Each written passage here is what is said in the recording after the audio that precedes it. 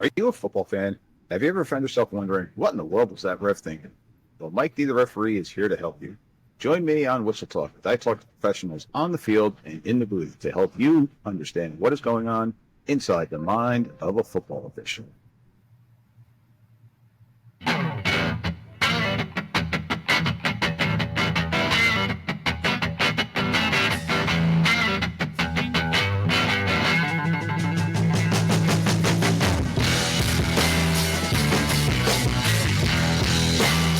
All right, ladies and gentlemen, welcome back to another episode of Whistle Talk. Mike D, the referee, joining you here once again, post Verizon era. So I know people that have been listening have been hearing all my stuff going on with my Verizon debacle going on, but now finally got some solid internet service. So get back to normal, get some guests coming back on.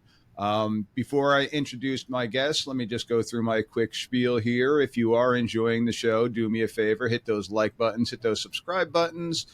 Do them right now if you could. If you're sitting in the car, obviously don't do it. But if you're sitting at home watching it on YouTube, hit those like and subscribe buttons. Those things are totally free, and it will help other people find the podcast.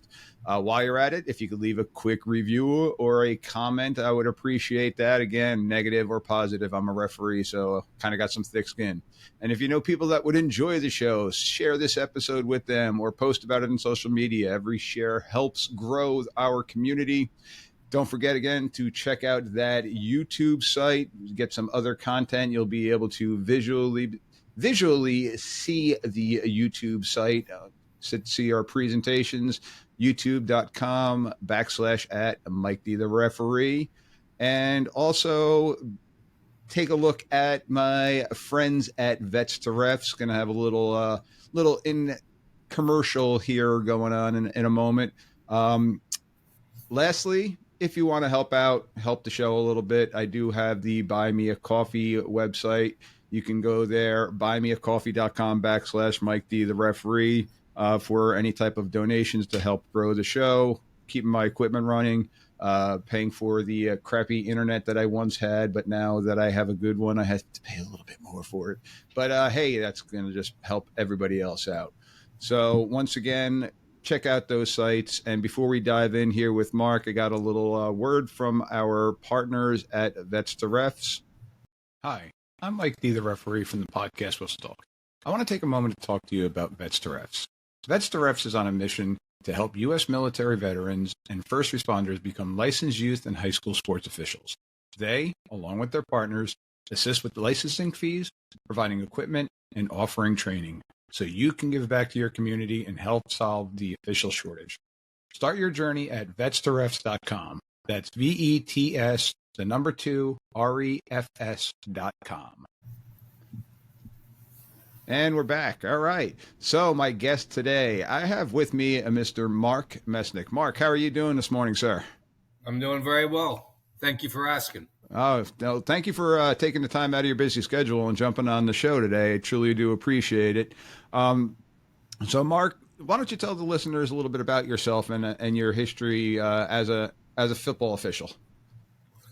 I started to officiate football at the high school level back in the late 1980s. I started out just like everybody else doing junior high and JV high school and worked my way up to varsity. 11 years after I joined the high school group, I made an application to join the NCAA football Metro chapter group here in New York City. And they were kind enough to take me in, I think, 1999 or 2000. Okay. And I was lucky and fortunate enough that they took me in as a referee because I was a referee at the high school level. And I've been at the college level 26, 27 years in that neighborhood, all as a referee. And then the past 4 years, I've been in the replay booth at the NEC division, and I just removed myself from the replay because I just find it difficult to keep up with the tech end of it. Okay. And plus, there's a shift now that replay officials at the college level and even the NFL are swinging back towards young people because they find it very easy to adapt to all the equipment and computers and the high tech that they need to be savvy with. So that's where I am now. I'm a football assigner for junior college football. Okay. I have teams as far north as upstate New York and Hudson Valley, and I have schools that go down as far south as Virginia and points in between. Oh, So wow. I So assign that's a very games. broad area for Yep, the I have geographical aspect of it. So you're sending people, about 8-9 hours in between, maybe even a little bit more.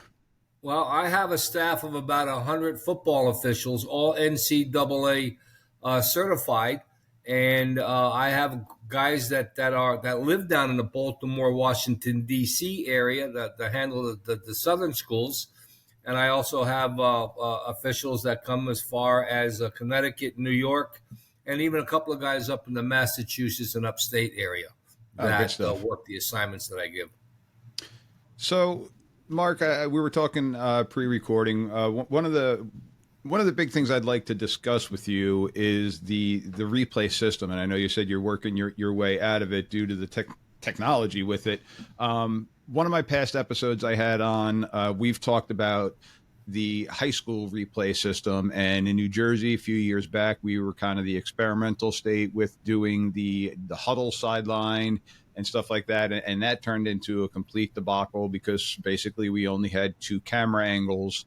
And then we had it solely for then playoff purposes where they were being done at typically collegiate games. But then the state decided here in New Jersey, we no longer have any replay system whatsoever, no matter what the game level is. And there's rumors and talks about that going back to with the playoff competition.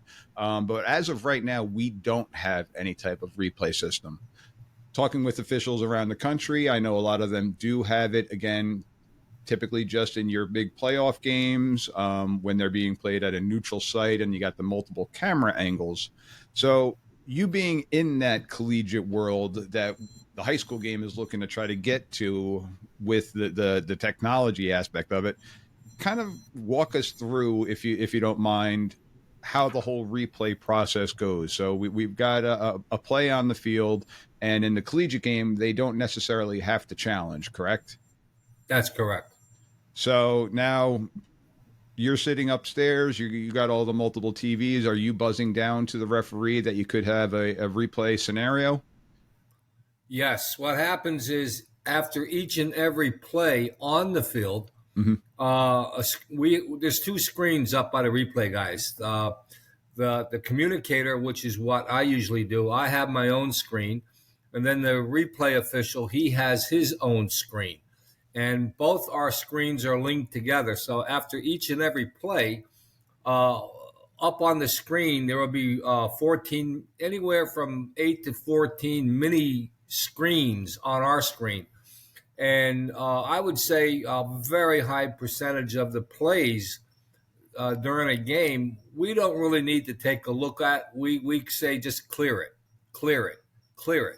So if the offense runs a play, picks up 3 yards going up the middle, we don't see anything, and normally you wouldn't. Yeah. Why take a look? So we just say clear it. And when we say clear it, I believe the referee down on the field, he's got earpieces just like us, so we just clear it and move on to the next play. Okay.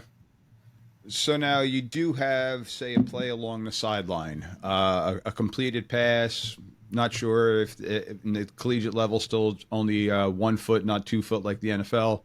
But now you got a play that's borderline. So now take us through the next process where you do have something where you do want to take a look at. Well, what we'll do is 1 or 2 or 3 things. First thing is if we feel we say to ourselves, let's take a look. There's smoke. Yep. We have to take a look. Clock is still running. Everything is still running. We'll take a quick look to see if there's something we need to take a closer look. If we feel that there's a foot out of bounds and they missed it, or if they spot the ball 3 yards beyond where they needed to spot it, we'll say stop the game, stop it. And then the referees will kill the clock. We stop the clock, and now we'll start to take a look. So if we have like 12 to 14 images on our screens, we will pretty quickly zero in on one or two angles that we need to take a closer look. So if we have a camera on the offensive sideline, we'll hone in on that camera and take a look. Sometimes even from a camera angle that we would think is the best angle, we may not be able to see because of bodies and so forth. Yep. So we'll revert to like the 50-yard line or the 20-yard line. Or we'll go higher up in the stadium to look down to get the best angle so we can make a determination as to what we need to do. Once we need to make a change, if you will, spotting the ball where it actually did go out of bounds or whatever the case may be, we just simply talk to the referee, and all the officials down on the field will hear us say, put the ball back on the 35, he stepped out of bounds, and you can wind the clock when you need to wind the clock. Okay. So in the real world, that should not take more than 30, 40 seconds, if that. Yeah. Now, when you have a play that takes longer, there's usually reasons that you will take longer. Did he have possession of the ball on a kick? Did he have possession on a catch? Was the catch completed? Mm-hmm. Did the ball break the plane at the goal line? So there's a lot of other scenarios that could take place during a play that would just simply slow the process up. So that's why you see sometimes, between the replay crew and the guys on the field, we are in the process of communicating amongst ourselves to get the play right. That's how we live and die. Yep. Get it right. That's the ultimate goal with everything, is just to try to get it right and get the fairest game possible for the kids that are out there. So I know that that's something that is always in the back of our minds, and we're trying to do the best that we can. Having, I guess, the luxury of replay does help clarify some things. So you got that play where it's taking a little bit longer.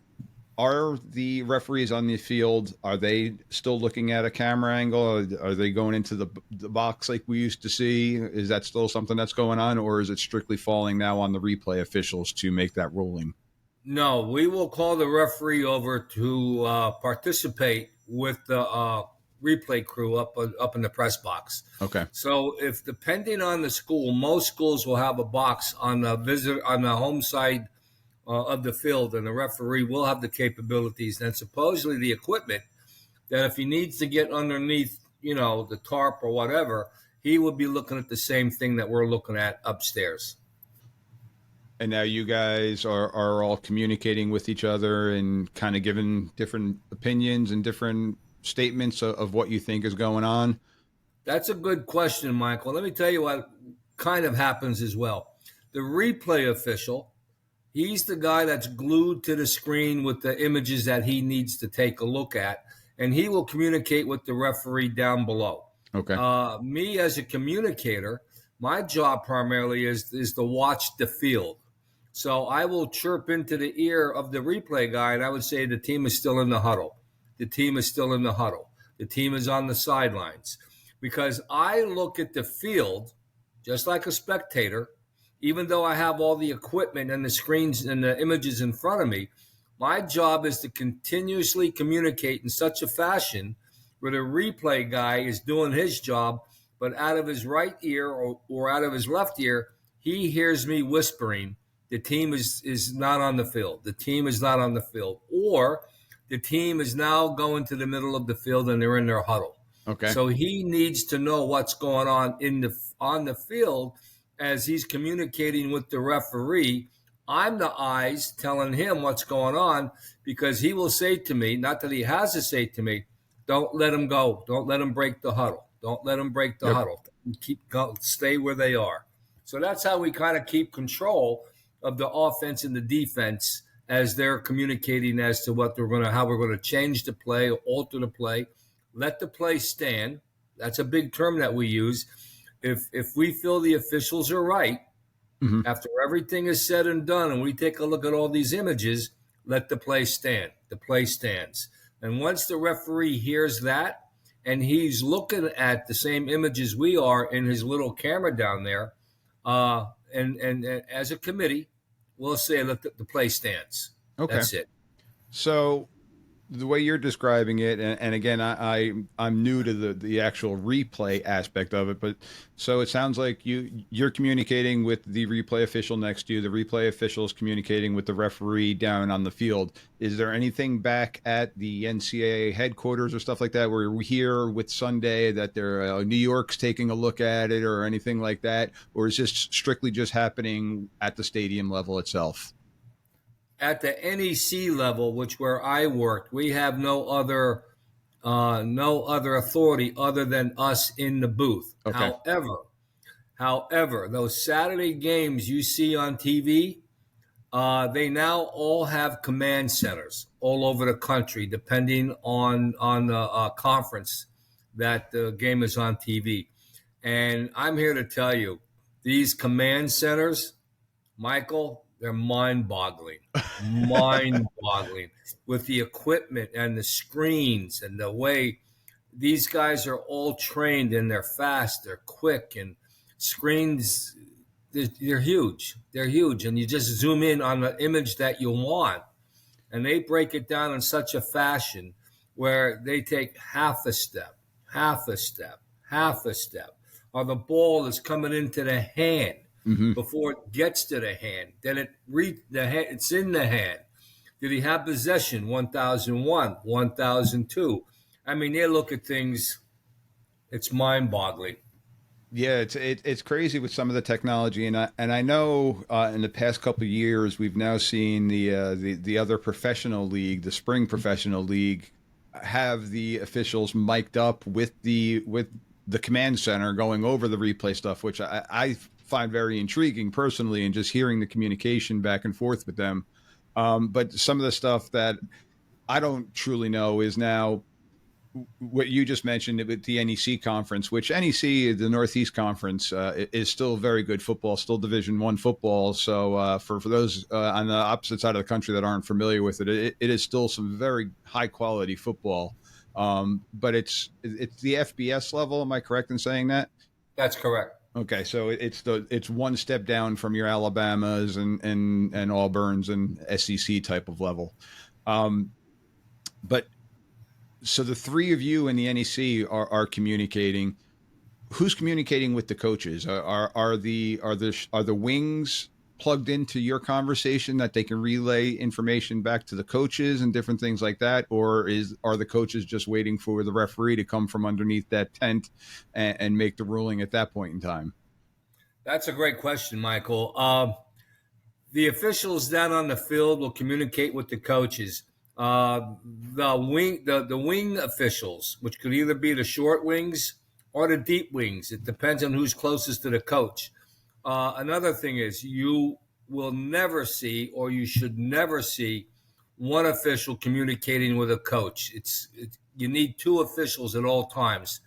Primarily, officials are allowed to communicate with the coach as to what's going on upstairs. Okay. But he's got to be, to a certain degree, he's got to be somewhat vague because he can't be explicit as to what we're really doing. Because the more information you share with a coach, and he's just going to get, sometimes less is more. Yes. But primarily, the one guy that will communicate with the coaches will be the referee himself, along with one of the other officials on that side of the field.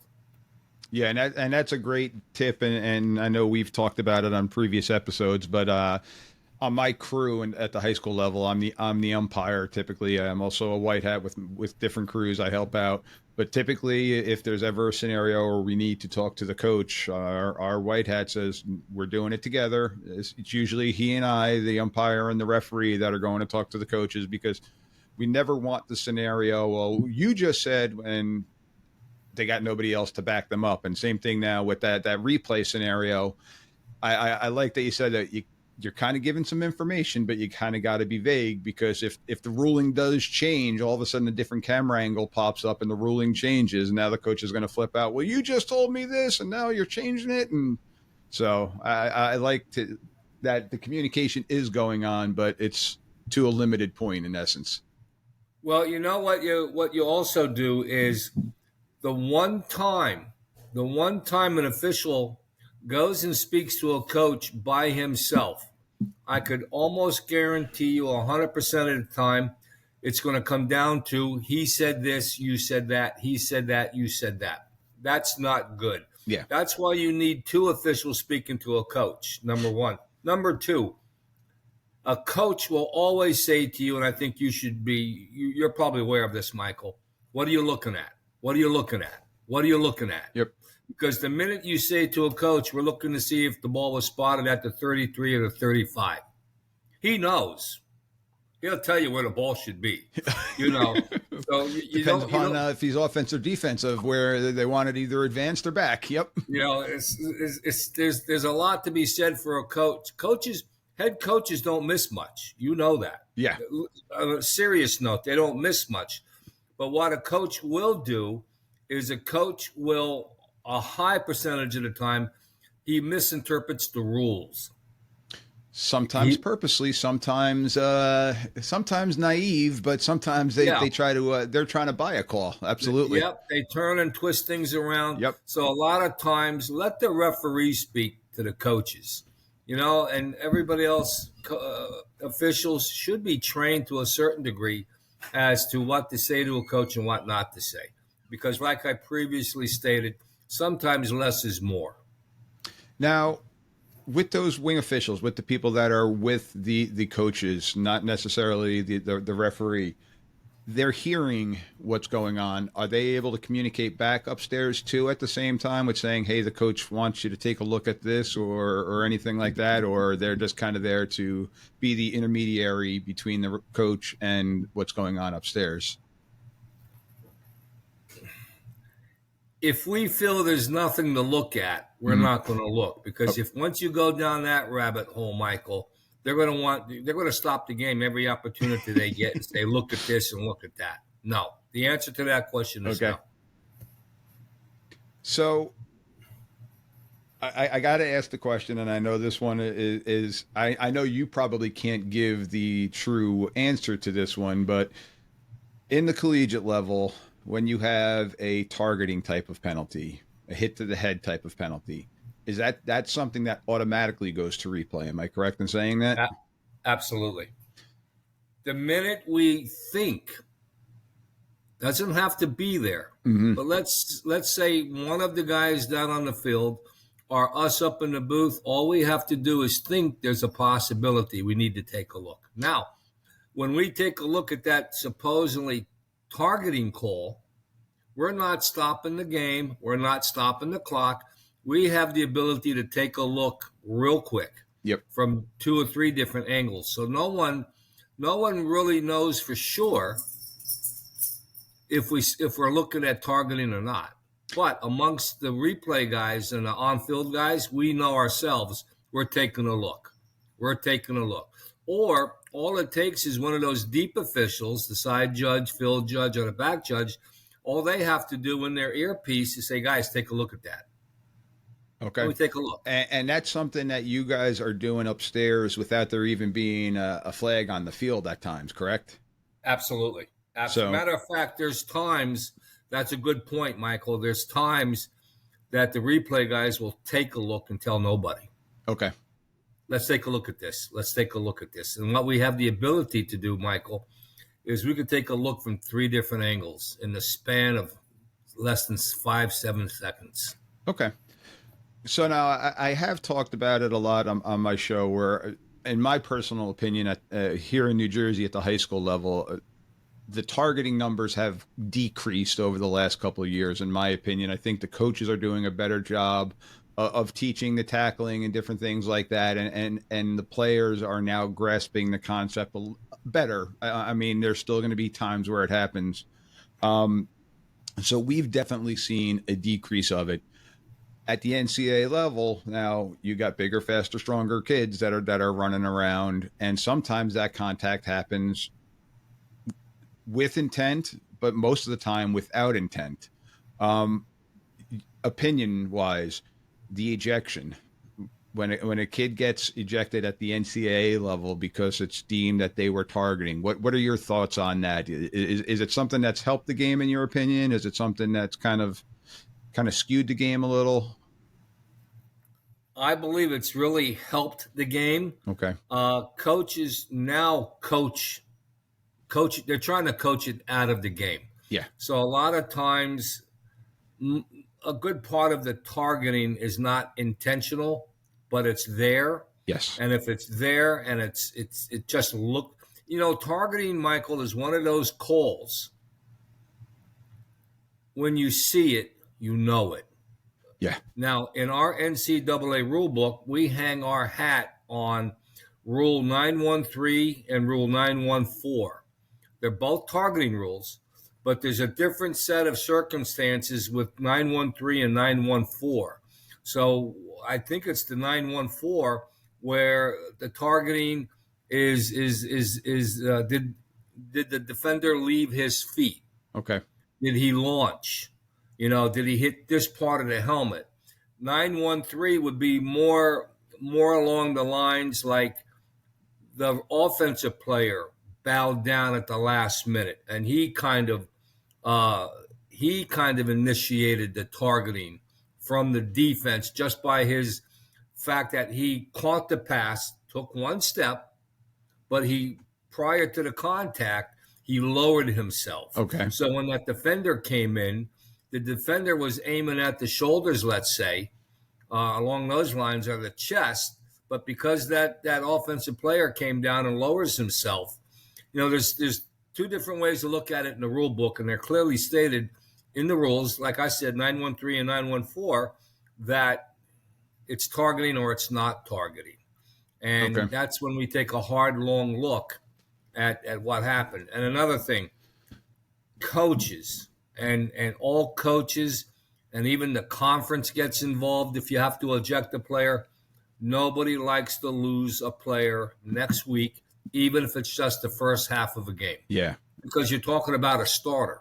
Yep. And every starter is a important key ingredient in the defense and or the offense. So with that being said, with the two rules that you're mentioning, is one rule going to delineate that, okay, that is now an ejectable type of offense, and the other one is a non-ejectable offense? Will you pick up a flag completely and wave it off on a flag that was thrown for targeting, or is the flag automatically going to stay, the 15-yard penalty stay, but the player is not ejected? Because I know there's a lot of chatter from fans about players getting ejected, and they think that it's kind of gotten softer. But you and I both know that the whole purpose of that foul is to get that targeting out of the game, because the concussions, we've all seen now what the concussions have done. And also now we just had another scenario in the NFL with a neck injury by a young player. So they're trying to get rid of those things. So when you talk about, okay, this player will be getting ejected, what's the standard criteria for the ejectable targeting penalty versus a non-ejectable? Well, that's another good question. If there's ever a scenario that we don't eject a player, we try to exercise that option. Okay. Now, if you have targeting and it's clearly there, you have no choice. We don't care about the infraction. We don't care about the penalty that he's got to miss part of a game or the game. We don't concern ourselves with that. However, more than you may think, we could take a targeting call, and if we think that all the elements of targeting are not there, we'll never pick up the flag and wave it off. Don't get me wrong, but we'll just turn it into a personal foul, unnecessary roughness, anything but targeting. Okay. So that's good to know.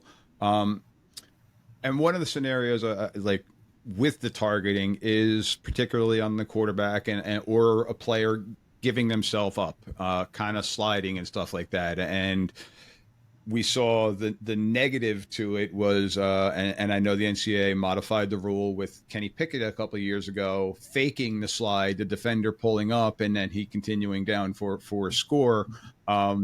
So how does it work when you got somebody who's running 15, 20 yards full speed to try to tackle a quarterback like Kenny Pickett, who was a running type of quarterback, who then now all of a sudden late goes into a slide and they get popped. What's your thought process with that? Is it just where the contact is occurring, or because I know that sometimes tends to get a targeting foul because we're trying to protect the quarterback? The moment a ball carrier gives himself up when he begins the slide. Mm-hmm. The minute we see that he's starting to lower his butt, that's where the ball is placed. And there should be a whistle instantly. He's not down yet on the ground. He's on his way down, or he's initiating the fact he's starting to go down. We blow that whistle immediately, and no contact should happen. However, if that defender is already in the process of making that tackle or making that hit, and it's unavoidable, that doesn't mean there's a flag. It may not be the case. However, there is nothing in the rules that will protect that ball carrier from targeting. Okay. You could have targeting after the play. You could have targeting after the whistle.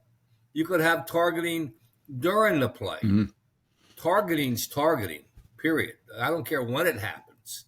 Just like if someone was to punch somebody or kick somebody in between the downs. You can't do True. it.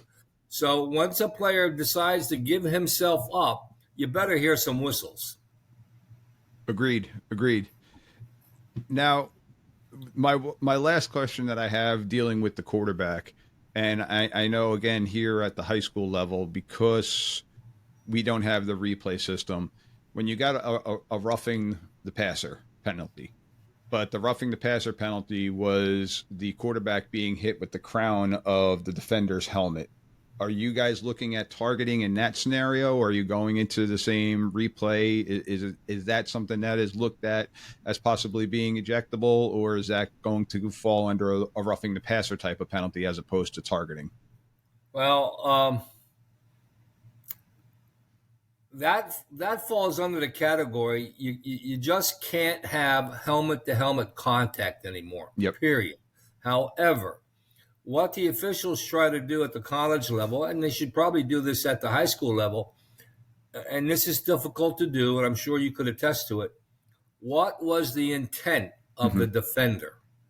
All right. So whenever you have targeting, a clear-cut case of targeting, it's going to be targeting no matter what. You're not going to be able to walk away from that.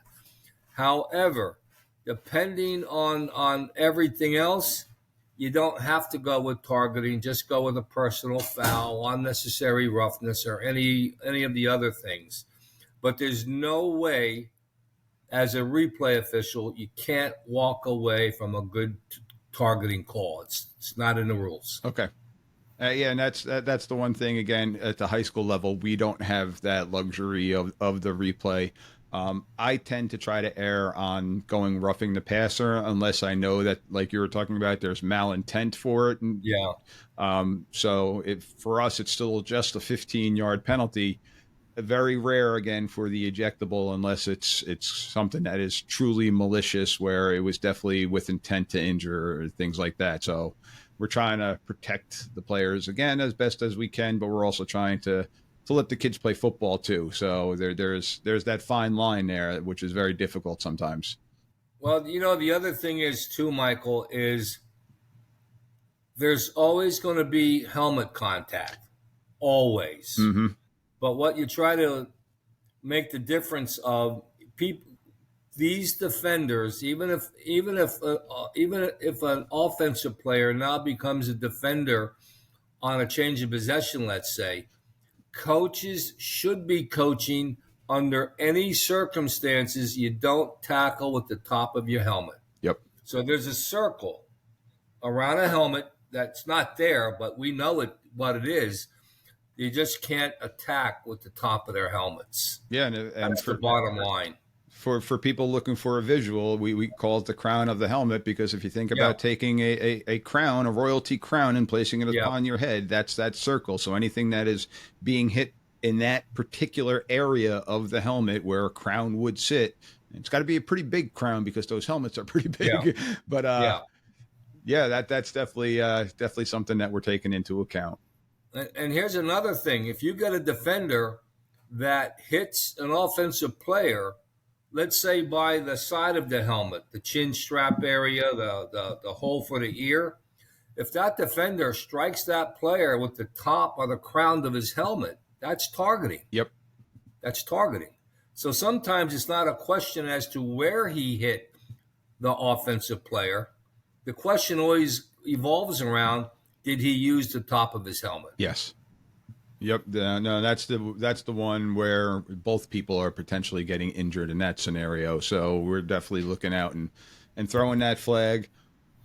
Have you seen offensive targeting? Have you seen much of that with a running back possibly dropping their head and going in and different things like that? I know that that's, again, a controversial one because running backs are taught run behind their shoulder pads, lower their level, and the old school Mike Allstott, Tom Rathman, fullback style back in the day were always lowering their head and just, in essence, targeting defenders and putting their helmet sometimes right into a chest plate of a defender trying to tackle them. But if they make helmet-to-helmet contact on a defender, is that something that you guys are looking at upstairs? Rarely. And I'll tell you why. Whenever these big fullbacks run from tackle to tackle, it's just instinctive Yeah. that they're going to lower themselves and they're not going to pick their heads up and hit that hole with their face mask first and foremost. So when you look at that kind of a scenario, it's really not targeting because that ball carrier is instinctively protecting himself. Mm-hmm.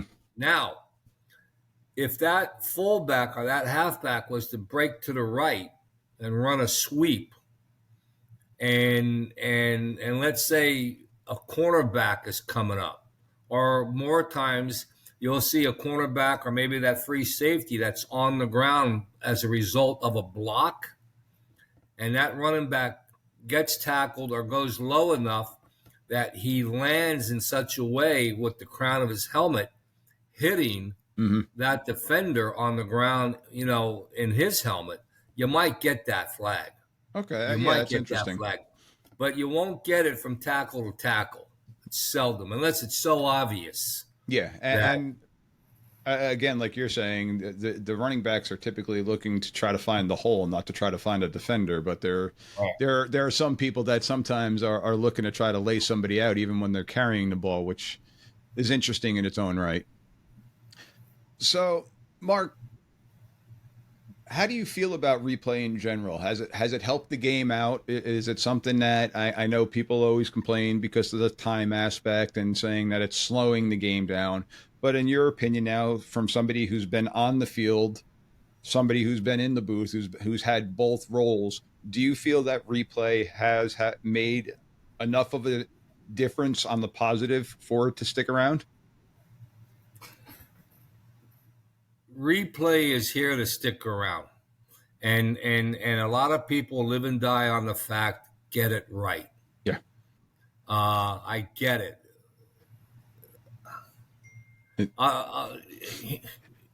Here's something that spikes my interest.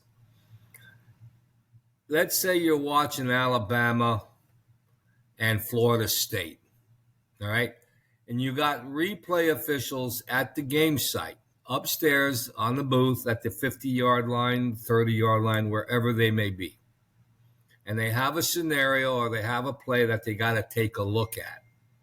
And they make a ruling, whatever the ruling may be. But then it comes from headquarters. This is the way we're going to go. Okay. So they can be overruled in essence? They could be overruled. Why? I don't know. Read between the tea leaves right there. Yeah, but you know what? It happens more frequently than you may think about. Yeah, and again, those are the things that are behind the scenes. Me as a casual fan on a Saturday afternoon watching an NCAA game, I don't know what the communication is going on back there. So that's why this is a very interesting conversation of learning these little tidbits.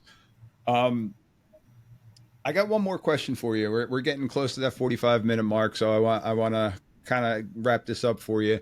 But with replay here, and as you stated, replay is here to stay. How has that affected the on-field officiating aspect? Do you think that the officials themselves are officiating to replay? They're officiating for what they're seeing. What are your thoughts on that with the replay system? I've been in after every time the 4 years that I worked replay, the replay officials will go down to the locker room after a game and be with the crew. Okay. And I'm here to say that I would say close to 100% of the time, the officials that just walked off the field appreciate replay. Mm-hmm. Because Michael, sometimes the speed and the size of these players, you could be looking at something and you don't even see it. Yep. And replay comes into play and they do the right thing.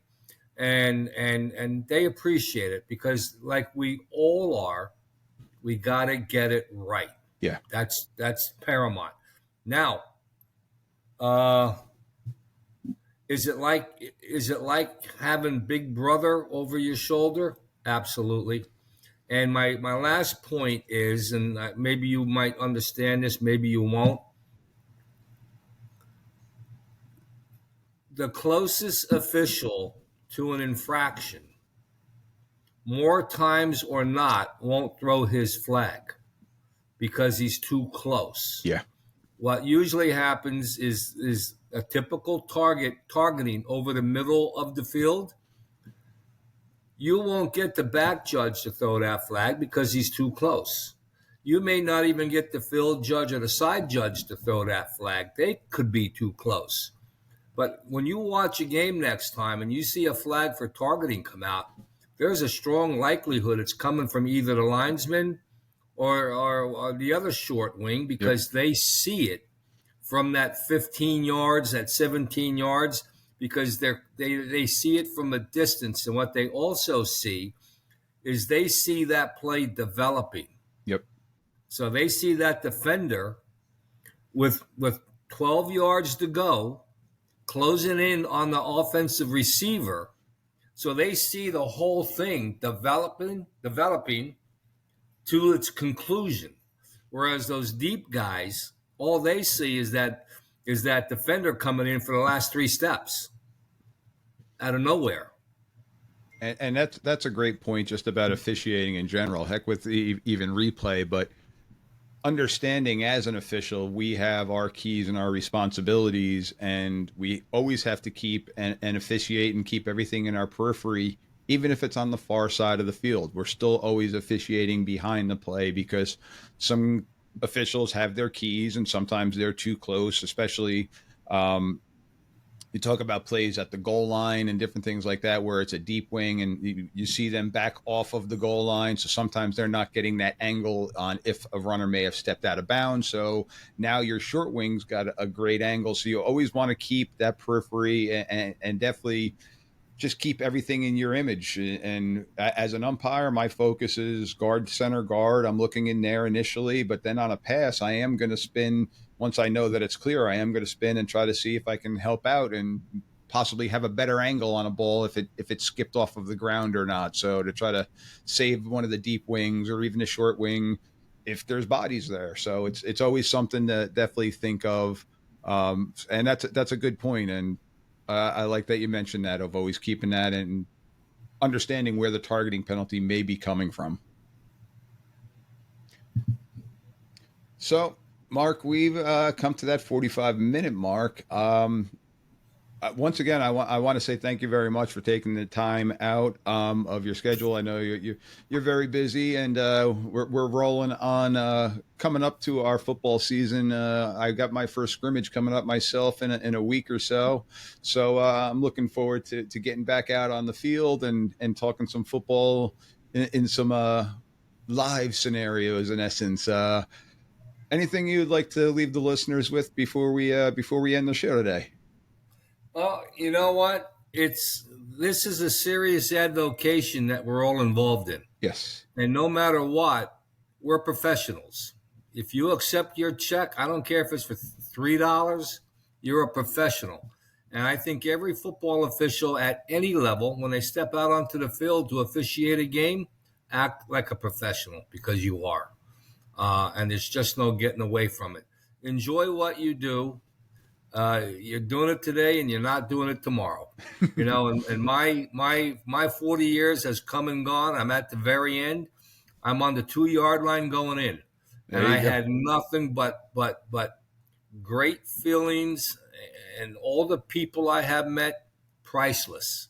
And I really thank you for having me on here today. I hope I was able to give some insight to your listeners as to what happens inside the replay officials. It's intense. It's an intense 3 hours, and I'm telling you, you walk out of there. I'm more drained than I was if I was on the field Oh, at wow. a game, because your brain doesn't shut off. It just doesn't shut off, and that has a lot to say. But thank you again, and I hope your officials and your listeners get something out of this. Once again, I appreciate you taking the time, and also I want to say thank you for 40 years of service. That's fantastic, and helping me. I'm going into year 9 or 10. I lost track, but helping the game evolve and become a better game each and every year. So what you've done, and I'm sure in 40 years have touched a number of lives and hopefully helped grow in this game. I want to say thank you for them. So once again, Mark, truly appreciate you taking the time out today. Mark Mesnick coming to us from the state of New York. Appreciate it. Mark, have a fantastic rest of the day and have a fantastic upcoming season. Can we have a minute or two after you shut down? Absolutely.